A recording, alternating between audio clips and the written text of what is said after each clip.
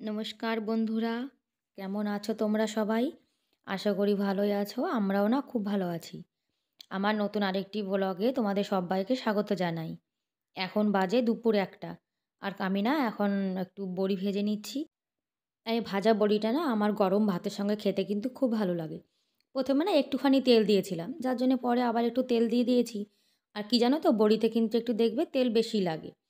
আর একটু হালকা লাল, লাল করে না ভেজে নিয়েছি। আর এখন যারা আমার ভিডিওটা দেখা শুরু করেছো, তাদেরকে অনুরোধ করব প্লিজ একটা লাইক করে ভিডিওটা কন্টিনিউ করো। আর স্কিপ না করে ভিডিওটা পুরো দেখো, অনুরোধ রইল। আশা করি তোমাদের একটু হলেও না ভালো লাগবে। আজকে না পনির রান্না করব।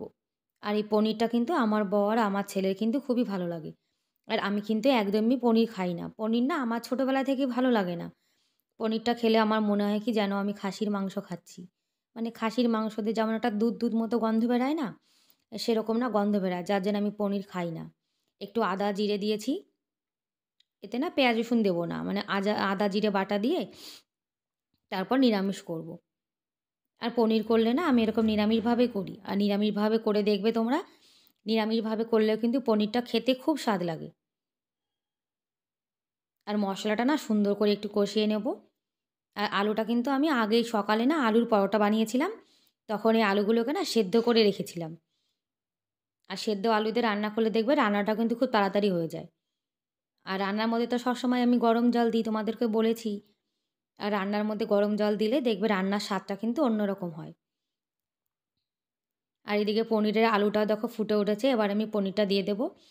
আর দেখো সংসারের কাজগুলোকে যদি আমরা ভালোবেসে করি তাহলে দেখবে কাজগুলো করতেও কিন্তু আমাদের মন চায়। আর এখন যদি সংসারের কাজ তো করতে সবারই হয়। এখন আমরা যদি ভাবি যে কাজটা করব না, করতে ইচ্ছা করছে না, তাহলে দেখবে কোনো কাজ করতে কিন্তু ভালো লাগবে না। আর কাজের মধ্যে যদি আমরা আমাদের ভালো লাগাকে খুঁজে নিই আর ভাবি যে এটা তো আমাদেরই সংসার, আমাদেরকে করতে হবে, তাহলে দেখবে সে কাজটা কিন্তু করতেও মন চায়। আর কাজটাও কিন্তু খুব তাড়াতাড়ি হয়ে যায়। আর তোমাদের সঙ্গে কথা বলতে, বলতে কিন্তু আমার পনিরটা ওদিকে হয়ে গেছে। আর এই বেগুনটা না আমি অনেক আগে একটু পুড়িয়ে রেখেছিলাম গ্যাসে। আর বেগুন পোড়াটা খেতে কিন্তু আমার খুব ভালো লাগে। আর বেগুনে না কাঁচা লঙ্কা দেবো। কী বলো তো, শুকনো লঙ্কাটা না আমার মানে খুব গ্যাস হয়। আর লঙ্কা বেশি খেলে না আমার পেটের মধ্যে কেমন জ্বালা, জ্বালা হয়। যার জন্যে একটা কাঁচা লঙ্কা দিয়েছি। আর বেগুন পোড়াটা না আমার খুব ভালো লাগে। মানে বেগুন পোড়ালে যেমন একটা পোড়া, পোড়া গন্ধ বেরায়, যার জন্যে বেগুন পোড়াটা আমার খুব মানে ফেভারিট। আমার ছেলেও ভালো খায়। আর আমার ছেলে বলছে ও এখন খাবে না। সেই জন্য আমরা দুজন খেয়ে নেব। আমার ছেলেকে নিয়ে জানো না আরেক জ্বালা। ও আমরা যখন খাবো আমাদের সঙ্গে খাবে না। ও বলবে আমার এখন খিদে পায়নি, আমি পরে খাবো। আর দুপুরে না একটু টমেটো ডাল করেছিলাম, মুসুরির ডাল। আর আজকে দুপুরে খাবারে টমেটো ডাল, বেগুনের ভর্তা, বড়ি ভাজা আর পনির। এটাই আজকে দুপুরের খাবার। আর এখন কিন্তু সোজা চলে এসেছি সন্ধ্যাবেলাতে। আর সন্ধ্যাবেলাতে তো আমি দুধ চা খাই। আর সকালে তো আমি লাল চা খাই। আর জানো তো দুধ চাটা না খেলে না আমার কিন্তু একদমই ভালো লাগে না। আর এখনও পর্যন্ত যারা আমার ভিডিওটা দেখছো আর একটু হলেও ভালো লাগে, তাহলে প্লিজ একটা লাইক করে দিও। আর আমার চ্যানেলে আজকে যারা নতুন এবং আমার যারা ভিডিও দেখছো এখনও আমার চ্যানেলটিকে সাবস্ক্রাইব করোনি, তাদেরকে অনুরোধ করছি প্লিজ তারা আমার চ্যানেলটিকে সাবস্ক্রাইব করে আমার এই ছোট্ট পরিবারের পাশে থাকতে পারো। আর ভিডিওটা কোথাও যদি একটু কোনো অংশ ভালো লেগে থাকে, তাহলে না আমাকে কমেন্ট করে জানাতে পারো। আমি কিন্তু খুব খুশি হব। আর যে দিদিভাই, দাদাভাই আমাকে কমেন্ট করো, আমার কিন্তু কমেন্টগুলো পড়তে খুব ভালো লাগে।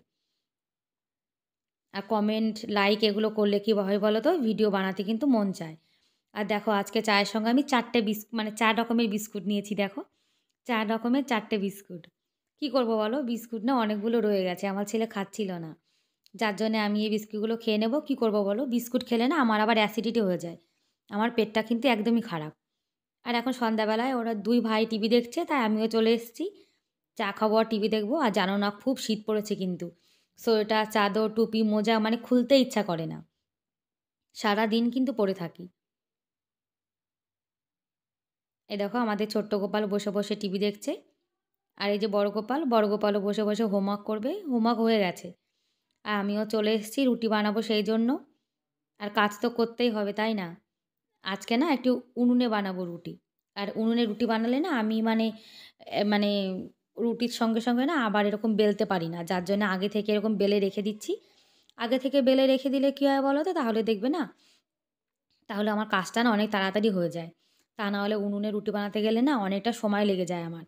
এরকম বেলে নিয়েছি, এবার রুটিটা না তাড়াতাড়ি হয়ে যাবে। আর এই উনুনের রুটি না আমার বর কিন্তু খুব ভালোবাসে। বলে কি গ্যাসের রুটির থেকে না এই মানে চুল্লা বলে আমাদের এখানে।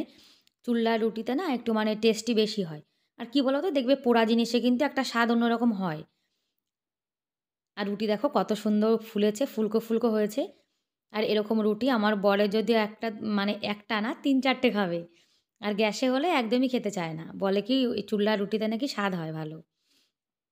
আর দেখো রুটিগুলো কিন্তু সবকটাই আমার ফুলেছিল। আর আমি না আগে বানাতে পারতাম না রুটি উনুনে। এখন কিন্তু শিখে গেছি আমি।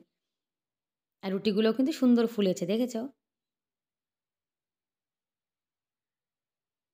আর দুপুরের যে সবজি ছিল সেটা একটু গরম করে নেব।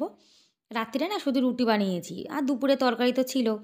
আর আমার ছেলে বলছে ও ভাত খাবে। ওকে ছোট্ট একটা রুটি দিয়েছি। আর না পনির দিয়ে ওকে ভাত দিয়ে দেবো। ও বলছে ডাল খাবে না, ও শুধু পনির খাবে। আর ওর যদি মনের মতো সবজি হয় তাহলে সেটা দিয়ে খায়। আর কিছু খেতে চায় না।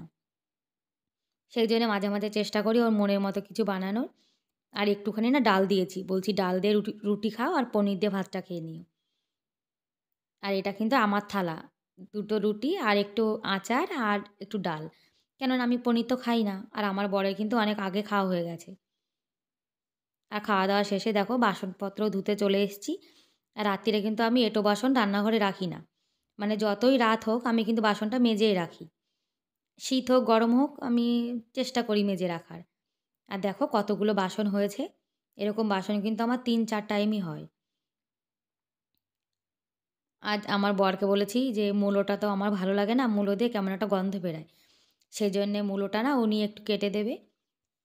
আর মূলোগুলো দেখো আমাদের এখানে মূলো কিন্তু সাদা, সাদা হয়।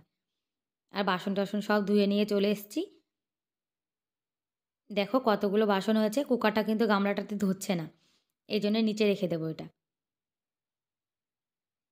আর আমি কিন্তু সবসময় রাত্তিরে কিন্তু রান্নাঘরটা পরিষ্কার করে রেখে দিই। আর সকালে না রান্না করার আগে আরেকবার একটু পরিষ্কার করে নিই। আর সকালে উঠে না এলোমেলো রান্নাঘর দেখবে দেখতে কিন্তু একদমই ভালো লাগে না। আর সকালে শীতকালে উঠে যদি এলোমেলো রান্নাঘর দেখি তাহলে কিন্তু মনটাও খারাপ হয়ে যায়, তাই না? আর এরকম পরিষ্কার পরিচ্ছন্ন রান্নাঘর যদি থাকে সকালে উঠে দেখবে রান্না করতেও কিন্তু মন চায়। আর দেখো মানে মূলোটা এত সাদা যে চকচক করছে।